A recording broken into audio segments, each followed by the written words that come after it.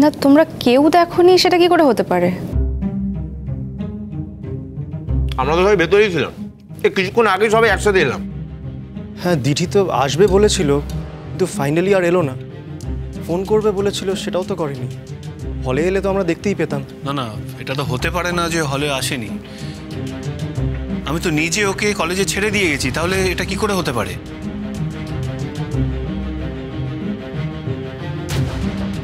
কিন্তু দাদা, ও তো এখানে আসেনি আর হলেও যায়নি। ও ইস, ও যখন এলোই ওকে একবার আমাদের ফোন করতে বলতে পারতেন। সন্ধ্যেবেলায় পেছনের দিকটা খুব আনসেফ হয়ে যায়। তুমি কি বলতে চাইছো বলো তো? ওর কি কোনো বিপদ ঘটতে পারে? আর তা না হলে ও এখানে নেই কেন? আর আপনাদের ফোনটাও আবার তুলছে না কেন? আর আপনারাই তো বললেন যে ওকে ফোনে পাওয়া যাচ্ছে না, ওকে ফোন করলে কেউ একটা ফোন দিচ্ছে না, আওয়াজ শোনা যাচ্ছে। তবে একটা কথা, যদি আপনারা কিছু মনে না করেন তাহলে একটা কিছু আমি বলতে চাই। আমি না ওকে 2-3 দিন ধরে একটা ছেলের সাথে দেখছিলাম, বুঝেছেন? মানে ওটা আপনাদের রিলেটিভও হতে পারে, কিন্তু রিলেটিভের সাথে ওই রকমভাবে ঘোরাটা মানে ঠিক বুঝতে পারছি না। তোমরা দেখেছো? কাকে দেখেছো দিটির সঙ্গে? হ্যাঁ ম্যাডাম, আমি দেখেছি, এবং আমার সাথে আমার এই 2 বন্ধুরাও দেখেছি। কি রে বল, কি দেখেছো?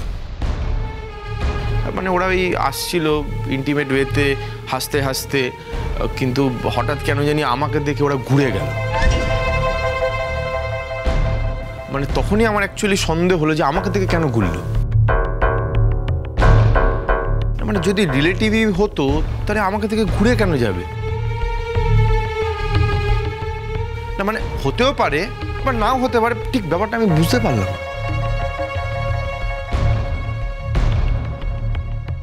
দেখুন, ও হয়তো আমাদের ঠিক পছন্দ করে না, কিন্তু যাই হোক আমরা তো ওর ক্ষতি চাইবো না। আরে আফটার অল আমরা তো ক্লাসমেট, এক কলেজে পড়ি, আমরা তো ওর বন্ধুই হলাম।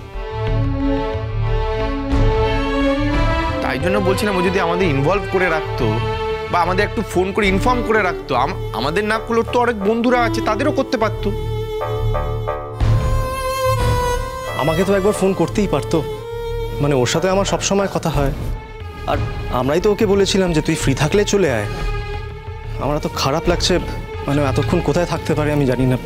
আপনারা একবার বাড়িতে ফোন করুন না। না, বাড়িতে তো আমাদের কনস্ট্যান্টলি কথা হচ্ছে, বাড়ি থেকে কোনো খবর পাইনি আমরা। ওই কিছুক্ষণ আগে যখন কথা হলো ওই খবরটাই পেলাম যে দিঠির ফোনটা কেউ ধরেছে, ওকে দিতে চাইছে না, আর ও কনস্ট্যান্টলি ফোনটা চাইছে। অঙ্কিত, আমার মনে হয় আমাদের আর এখানে টাইম ওয়েস্ট করা উচিত নয়, আমাদের ইমিডিয়েটলি থানায় গিয়ে জানানো উচিত। না না না, বলছিলাম যে আপনারা একটু আমাদের টাইম দেবেন। কেন, কি করতে চাও তুমি? না, ওই যে ছেলেটা আছে তাকে যদি ট্র্যাক করা যায়। চেনো তাকে? নাম কি তার? না, আমি হয়তো জানি না, কিন্তু ট্র্যাক করতে চাইলে যে করতে পারবো না তা তো নয়। আফটার অল মামু যদি জানতে পারে, মামু খুব হার্ট হবে। মামুকে খুব ভালোবাসে, আমার উপর যতই রাগ থাকুক না কেন মামুর কিন্তু খুব প্রিয়। আর তাছাড়া আফটার অল আমরা তো ক্লাসমেট, আমাদের কোনো ক্লাসমেটের যদি কিছু গন্ডগোল হয় আমাদের তো খারাপ লাগবেই, এটা তো স্বাভাবিক। একটুখানি আমাকে যদি আপনারা কাইন্ডলি সময় দেন তাহলে। দেখো, তোমরা যা করার করো, আমাদের মনে হয় আমাদের এক্ষুনি থানাতেই যাবো। না না না, বলছিলাম কি আপনারা একটু আমাদের টাইম দিন, দেখি না ছেলেটাকে যদি সোশ্যাল সাইডে গিয়ে খোঁজা যায়। একটু টাইম দিন, আমরা ঠিক খুঁজে বার করবো। দাঁড়ান, এক্ষুনি করছি, আমি চেষ্টা করছি। আই এম রিয়েলি সরি, তোমাদের প্রোগ্রামটা আমরা এইভাবে নষ্ট করতে চাইনি, বাট দেখো আমাদের তো কোনো উপায় নেই। না না বৌদি ভাই, এ কি বলছেন আপনি? এদিকে দিঠির এই অবস্থা, ওকে খুঁজে পাওয়া যাচ্ছে না, আর আমরা আনন্দে প্রোগ্রাম করব, এটা কি করে হয়? আর ও যখন আমাদের কলেজে এসেছিল, দাদা ভাই যখন ওকে নামিয়ে দিয়ে গেছে, এটা তো ঠিক যে ও কলেজে ঢুকেছিল। হ্যাঁ, আসলে নামানোর সময় জায়গাটা এতটা অন্ধকার ছিল না, সেটা দেখি আমার কেমন একটা অস্বস্তি হচ্ছিল। আমি ওকে বারবার বললাম ভেতর পর্যন্ত আমি তোকে পৌঁছে দিয়ে আসি, কিছুতেই আমার কথা শুনলো না। আমায় বললো যে আমার কলেজ ক্যাম্পাস, আমি খুব ভালো করে চিনি, একটু এগোলেই আমার বন্ধুদের সঙ্গে দেখা হয়ে যাবে।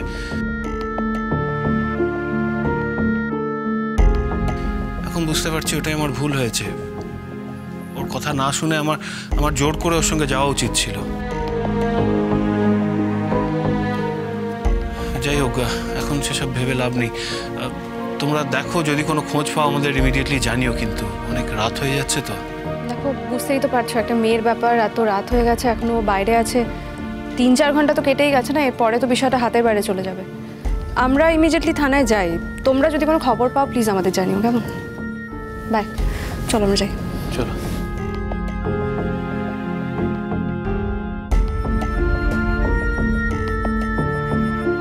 কি আশ্চর্য, আমাকে একটা খবর দাওনি কেন?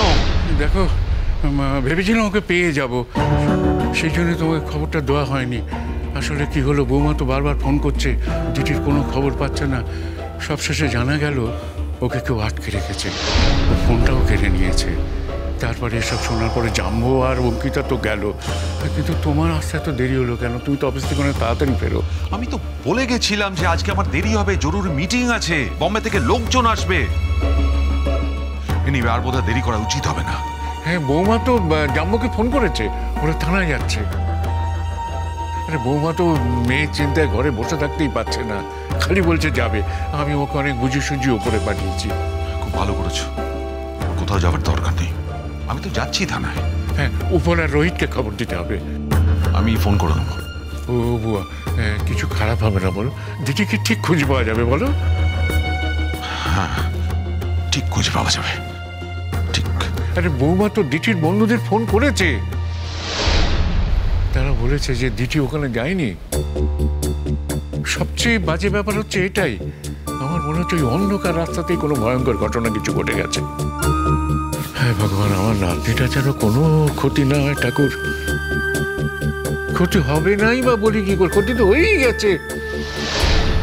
বৌমা তো বললো ওর ফোনটাকে আটকে রেখে দিয়েছে, কি করে ট্র্যাক করবে বলো তো? ফোনটা তো সুইচ অফ। এভাবে টেনশন করে তো কোনো লাভ নেই, আমাদের যেটা করার সেটা করতে হবে। যত রাত হবে তত বেশি সময় নষ্ট হবে। তো তুমি এখন কোথায় যাচ্ছ? আমি আগে থানায় যাই।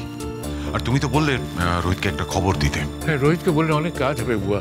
রোহিতকে বলো ও যেন পুলিশকে বলে যত তাড়াতাড়ি সম্ভব কাজটা করিয়ে দিতে পারে। রাতের মধ্যে যেন খুঁজে পাওয়া যায়, তাহলে তো হাতের বাইরে চলে যাবে। আর কি সর্বনাশ কি হয়ে গেল কিছুই তো বুঝতে পারছি না। বাবা, তুমি টেনশন করো না, দিদির কোনো ক্ষতি হবে না, কোনো সর্বনাশ হবে না। আর সর্বনাশের বাকি রইল কি? বৌমা তো নিজের কানে শুনেছে, দেখুন ও যা শুনেছে এটা সর্বনাশের চূড়ান্ত হয়ে যাওয়া। এরপরেও যদি কেউ বলে কোনো সর্বনাশ কিছু হবে না, তো মিথ্যে কথা বলা, চোখ বাক্য দেওয়া। না বাবা, তুমি টেনশন করো না, আমি আমার মেয়েকে ঠিক খুঁজে বার করবো। আর যে ওর ক্ষতি করার চেষ্টা করেছে তার শেষ দিকে ছাড়বো আমি, আমি হাল ছাড়বো না। আমি এগোই বাবা, আমি আসি। তুমি টেনশন করো না, তোমার বয়স হয়েছে, তুমি সাবধানে থাকো, টেনশন করো না। না, আমাকে নিয়ে তোমার ভাবতে হবে না, তুমি বরং নাতনিটাকে নিয়ে তাড়াতাড়ি ফিরে এসো। ফিরবো, ওকে নিয়ে ফিরবো। এই সংসারের জন্য আমি কিচ্ছু করতে পারিনি কোনোদিন, না স্বার্থপরের মতন বেঁচেছি। আজ এই মেয়েটার জন্য ওকে খুঁজে বের করতে আমি আমার জান প্রাণ লড়িয়ে দেব। ওর কোনো ক্ষতি আমি হতে দেব না, কোনো ক্ষতি হতে দেব না আমি। ওকে খুঁজে বের করবই।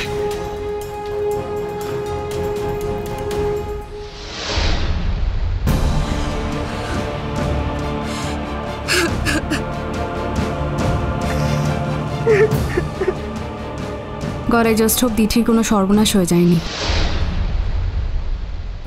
আমি যখন ওকে ছাড়তে এলাম না, তখনই আমার কেমন একটা স্ট্রাইক করেছিল। অন্ধকারটা দেখে বুকটা কেমন ছ্যাঁত করে উঠেছিল। ওকে তো বললাম কতবার করে, তুই একা যাস না, আমি তোকে ভেতর পর্যন্ত ছেড়ে দিয়ে আসি। কথাই শুনলো না, হন হনিয়ে চলে গেল। এবার থেকে না, যখন যেটা মনে হবে সেই অনুযায়ী কাজ করো। তোমার উচিত ছিল ওকে ধমকে কোনো মতে ভেতরে পৌঁছে দিয়ে আসা। দেখো তো এখন কিরকম টেনশন হচ্ছে।